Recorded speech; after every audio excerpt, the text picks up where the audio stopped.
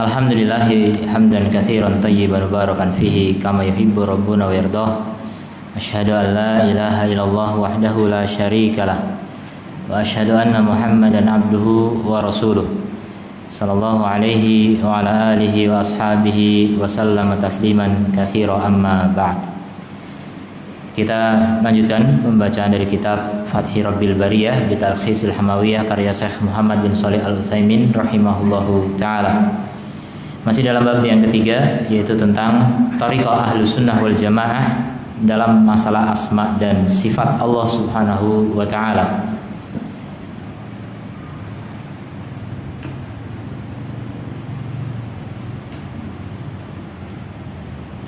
Dan kita sudah bahas pada kesempatan yang lalu tentang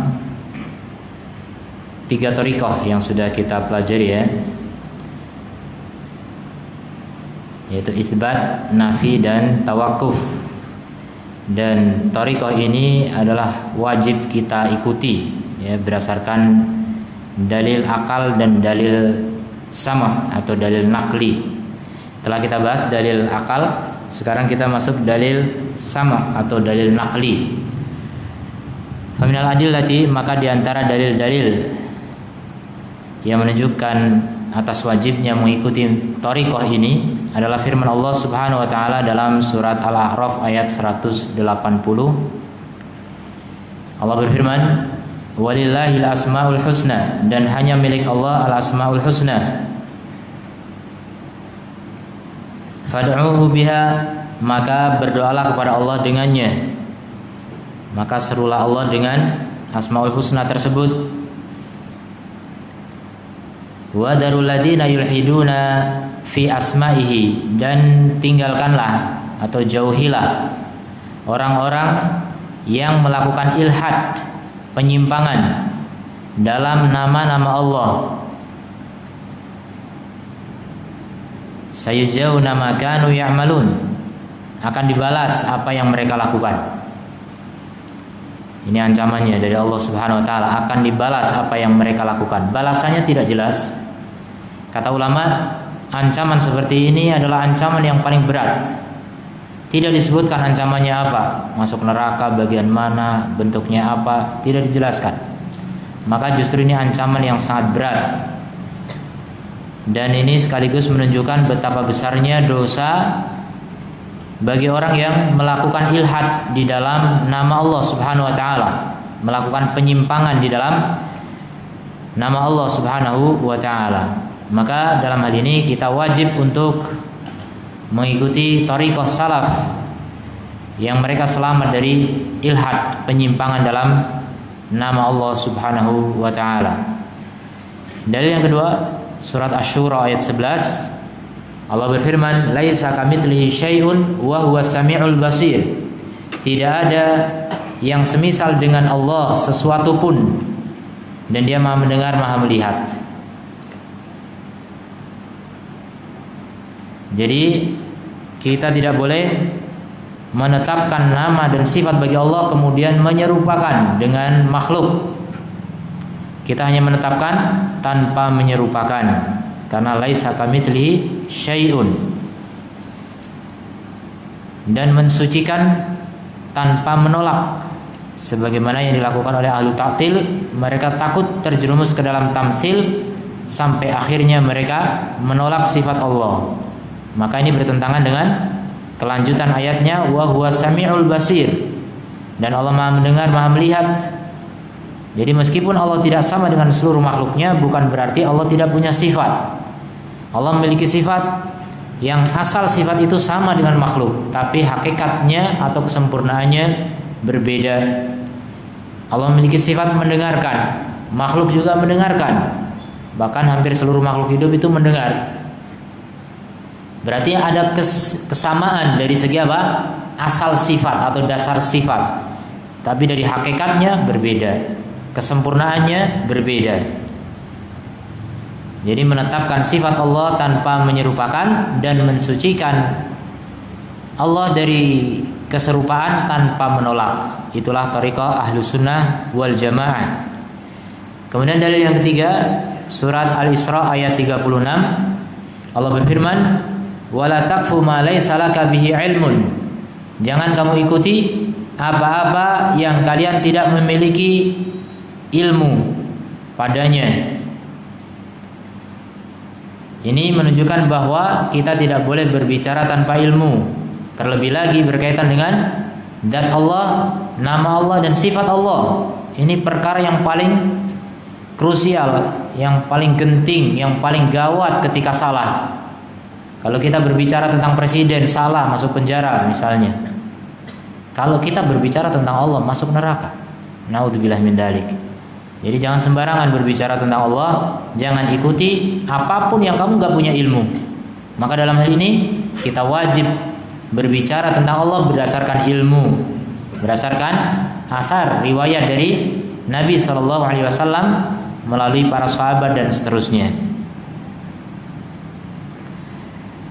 Ini 3 ayat yang disebutkan, maka masing-masing dijelaskan oleh Syekh. Wal ayatul ula, dan ayat yang pertama surat Al-A'raf ayat 108.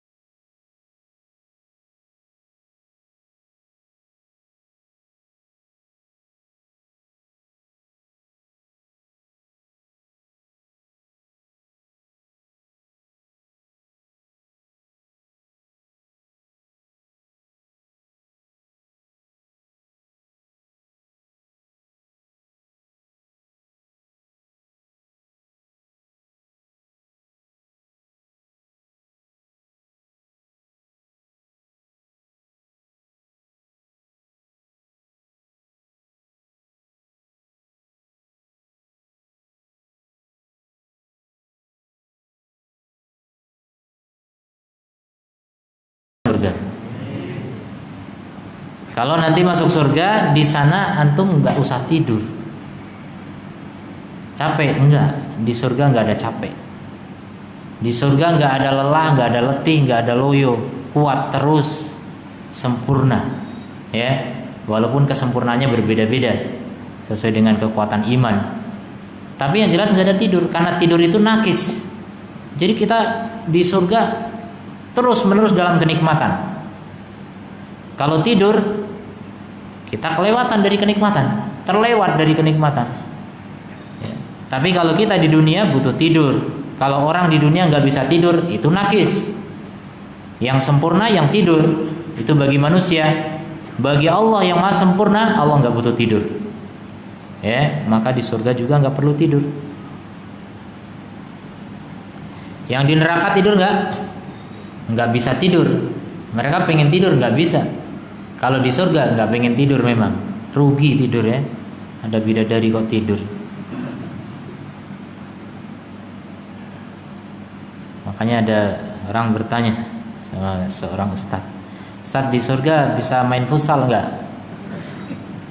Suka main futsal di dunia, jangan-jangan di surga nggak bisa main futsal? Kata ustadz, ada. Kenapa ada? Kok ustadz tahu gitu? Ya artinya kalau memang mau ada gitu. Karena apa? Lahum ma yasha'una fiha. Bagi mereka apapun yang mereka mau di dalam surga, apapun mau apapun ada. Waladaina mazid, dan pada diri kami ada tambahan, kata Allah.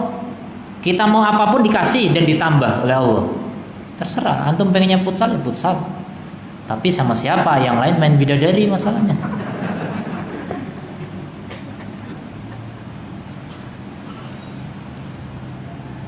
Nanti nggak ada lawan, ya, main sendiri.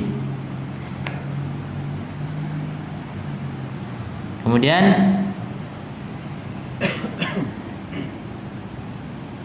wa manafahu Allahu an nafsihi fal murad bi intifa'u tilka sifat al manfiyah wa itsbati kamali diddiha.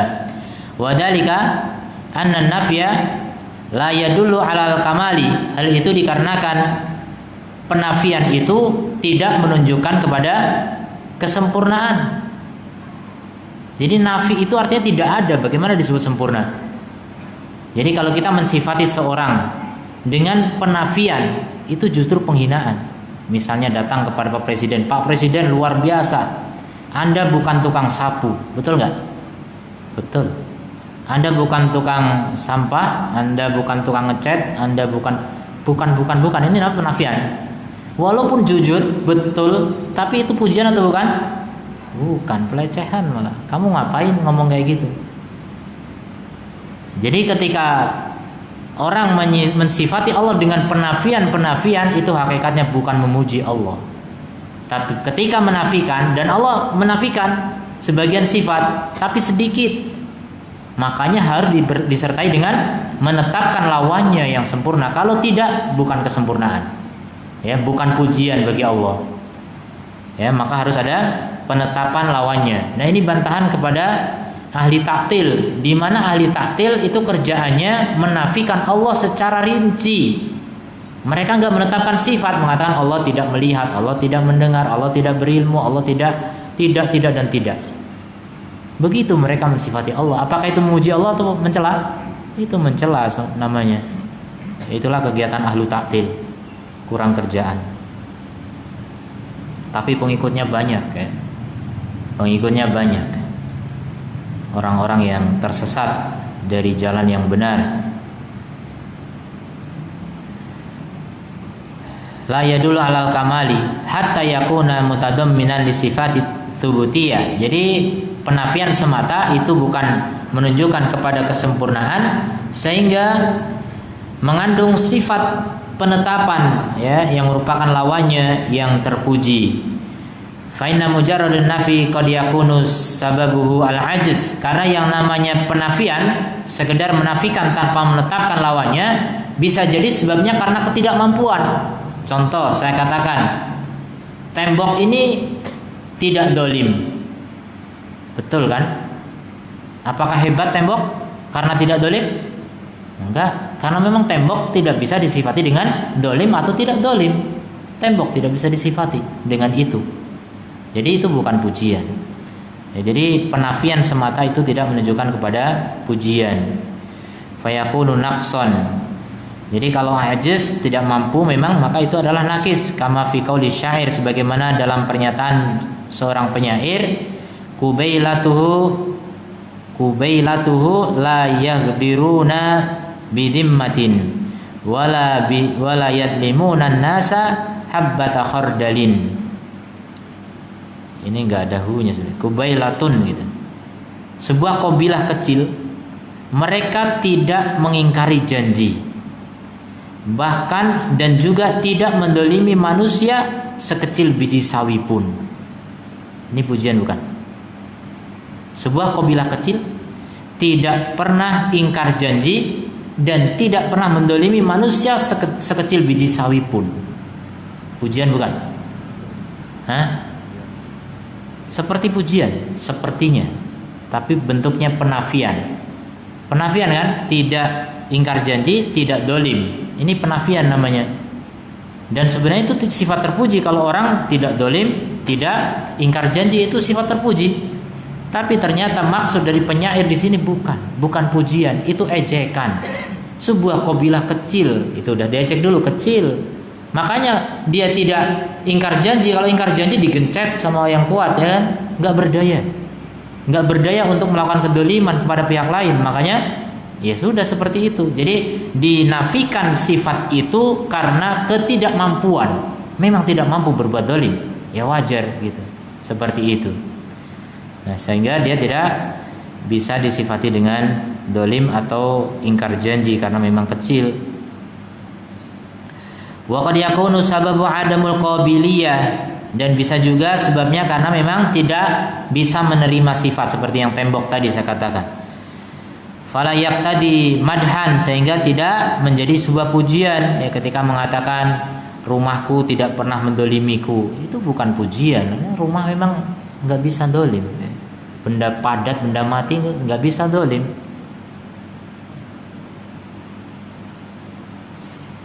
Sebagaimana seandainya kamu berkata al-jidaru la yadlim, dinding ini tidak dolim. Idza tabayyana hada, kalau ini jelas, fanaqul, maka kita katakan mimma nafallahu an nafsihi abdul, ya, dari apa yang Allah nafikan dari dirinya berupa kedoliman, fal muradu bihi, maka yang dimaksud dengannya adalah intifa'u adzulm anillah, yaitu dinafikannya kedoliman dari Allah, ma'a thubuti kamali diddihi, disertai dengan penetapan kesempurnaan lawannya, yaitu apa? Adil, keadilan. Begitu cara menafikan sifat Allah ya. Tidak hanya sekedar menafikan semata.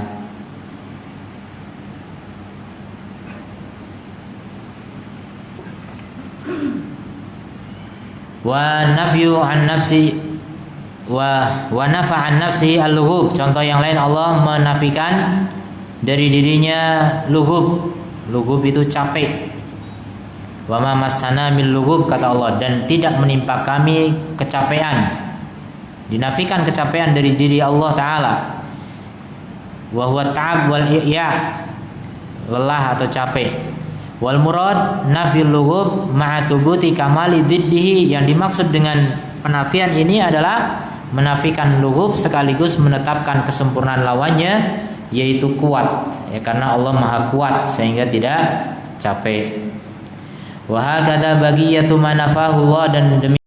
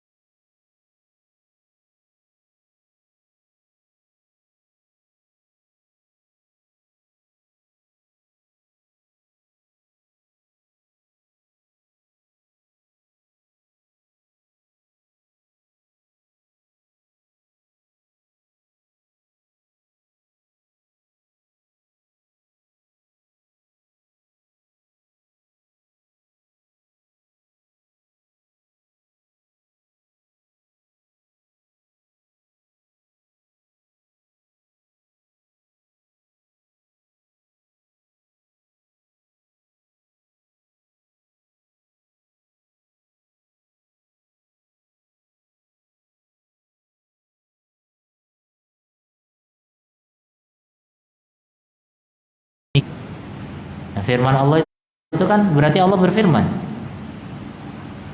Mereka menolak Allah berfirman. Terus selama ini yang mereka baca dari Al-Quran itu apa? Mereka mengatakan yang dibaca atau Al-Quran itu adalah makhluk. Allah ciptakan. Allah ciptakan kata-kata, bukan Allah berfirman. Tapi Allah ciptakan. Aneh. Makanya mereka mengatakan Al-Quran makhluk.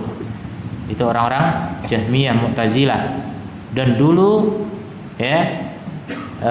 pernyataan Quran makhluk ini menjadi sebuah alat uji. Ya, karena kebetulan madhab ini kuat sekali waktu itu sampai menduduki kursi pemerintahan, ya. Jadi pemerintahan Islam saat itu dikuasai oleh orang-orang yang berkeyakinan Quran makhluk. Sehingga siapapun ulama yang tidak mau mengatakan Quran makhluk akan ditangkap, dipenjara, disiksa, mungkin dibunuh. Itu di masa Imam Ahmad. Semua hampir-hampir menyerah, semua ulama. Yang tersisa tinggal Imam Ahmad dengan satu lagi saya lupa namanya. Itu yang bertahan untuk tetap mengatakan Quran kalamullah, bukan makhluk.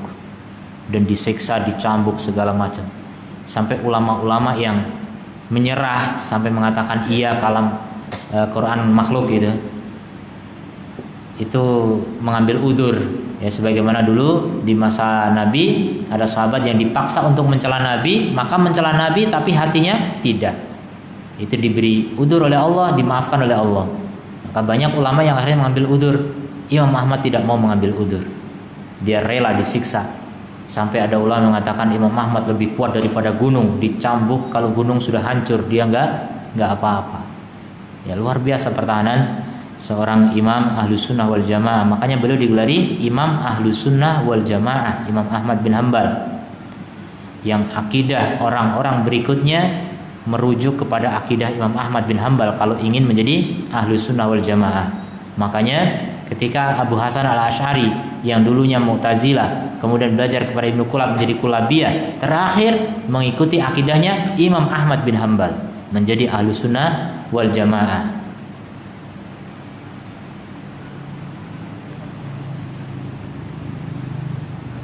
Jadi ini contoh tahrif lafzi dan sekaligus merubah makna. Kalau dirubah dhammah jadi fathah itu artinya tadinya Allah yang berbicara, sekarang berubah menjadi Allah yang diajak bicara, kan berubah maknanya. Ya.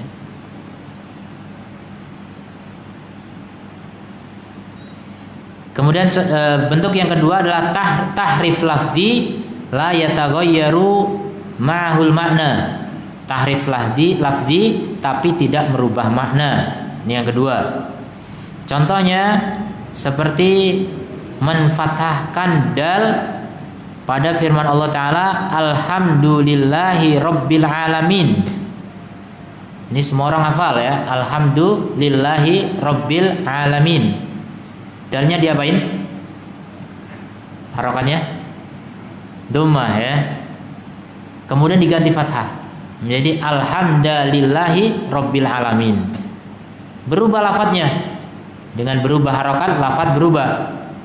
Tapi maknanya berubah tidak? Maknanya tidak berubah. Jadi kalau ada imam bacanya begitu, kita katakan itu salah, tapi salahnya tidak merubah makna. Disebut lahan khafi, kesalahan yang ringan. Kalau jali jelas sekali, kalau khafi tersembunyi. Jadi imam kalau masih salahnya salah lahan khafi masih sah jadi imam. Tapi kalau sudah lahan jali merubah makna, maka tidak sah jadi imam. Ya, merubah makna Al-Fatihah karena dia rukun salat. Wa hadza fil ghalib la yaqa illa min jahil. Dan ini umumnya penggantian seperti ini tidak terjadi kecuali dari orang yang tidak tahu, orang bodoh, enggak sengaja gitu. Bukan seperti ahli bid'ah. Kalau ahli bid'ah tadi sengaja. Kalamallahu jadi kalamallaha itu memang ada tujuan. Kalau orang mengganti alhamdulillah menjadi alhamdulillah enggak ada tujuan. Itu karena kebodohan saja. Ya, tidak ada tujuan tertentu dalam perubahan ini. Maka perubahan ini hanya pembagian saja dan ini tidak dilakukan dalam tahrif yang dilakukan oleh ahli bid'ah. Kemudian tahrif yang ketiga adalah tahrif maknawi. Maknanya saja yang dirubah, lafadznya tidak diotak-atik, lafadznya tetap, maknanya yang diganti. Dalam tafsirnya diganti, tidak sesuai dengan ada dua kemungkinan juga ya. Tahrif maknawi ini ada yang benar, ada yang salah. Kalau yang benar itu disebut takwil atau tafsir.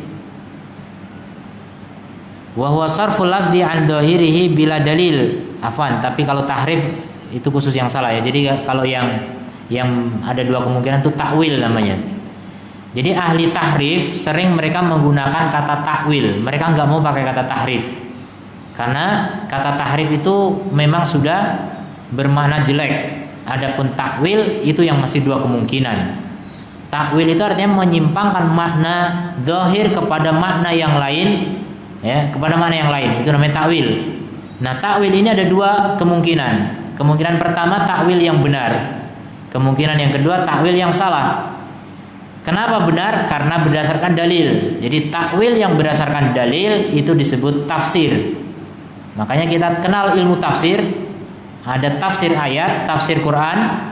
Itu adalah menyimpangkan makna zahir kepada makna yang lain berdasarkan dalil.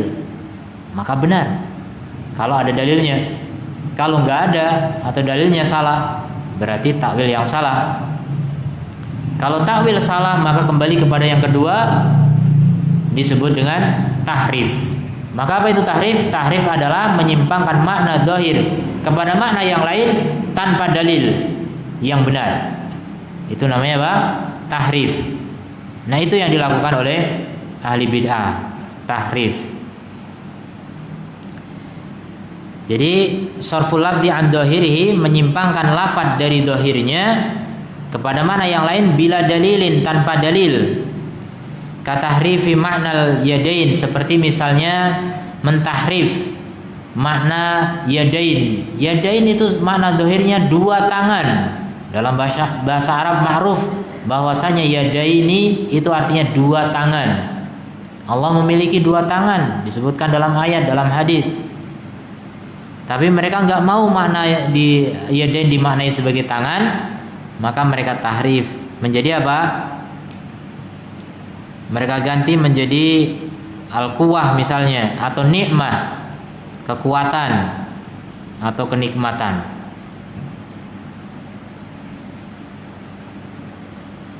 Nah, ini yang disebut dengan tahrif. Artinya ada kata dua tangan dalam ayat, mereka nggak rubah-rubah, cuma maknanya yang mereka ganti. Itulah tahrif maknawi namanya.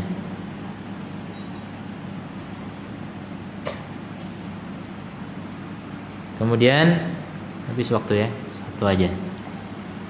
Jadi intinya